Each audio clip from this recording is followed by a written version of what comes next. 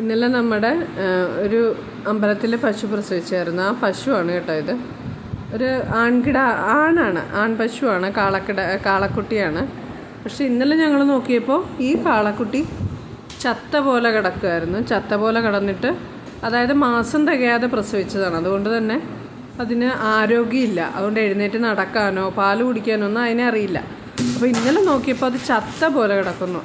അപ്പോൾ അമ്പലത്തിൽ എല്ലാവരും കുഴിച്ചിടാന്നൊക്കെ പറഞ്ഞ് അതിനെ മമ്മട്ടിയൊക്കെ എടുത്തുകൊണ്ട് വന്നപ്പോൾ ആളനങ്ങി. അതിന് ശ്വാസമുണ്ട് കണ്ട, ഇപ്പോഴും അവിടെ കിടപ്പുണ്ട്. പക്ഷേ എഴുന്നേക്കോ ഒന്നും ചെയ്യുന്നില്ല. കുഞ്ഞാപ്പി അതൊക്കെ നോക്കി നിൽക്കുവാണ്. അതിനെ എഴുന്നേക്കാനുള്ള ഒരു ആരോഗ്യമില്ല. കാരണം മാസം തികയാതെയാണ് ആ പശു പ്രസവിച്ചത്. പക്ഷേ എന്തു പറ്റി, അത് ഇപ്പോഴും ജീവിച്ചിരിക്കുന്നു എന്നുള്ളതാണ് സത്യം. കണ്ട, പശു ആ കുഞ്ഞ് അങ്ങനെ തന്നെ കിടക്കുകയാണ്. കാരണം ഇപ്പോൾ ശ്വാസമുണ്ട്. ഇപ്പോൾ നല്ല രീതിയിൽ ശ്വാസം എടുക്കുന്നുണ്ട്. അതാണ്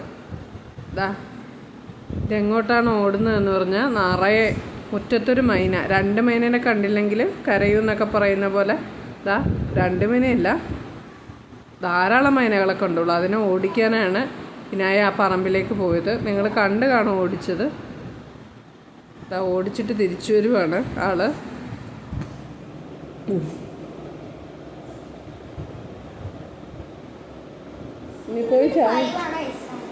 ജഹാസ്.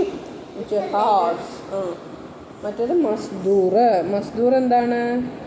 മസ്ദൂർ ലേബറർ, തൊഴിലാളി. മസ്ദൂർ കുട്ടറ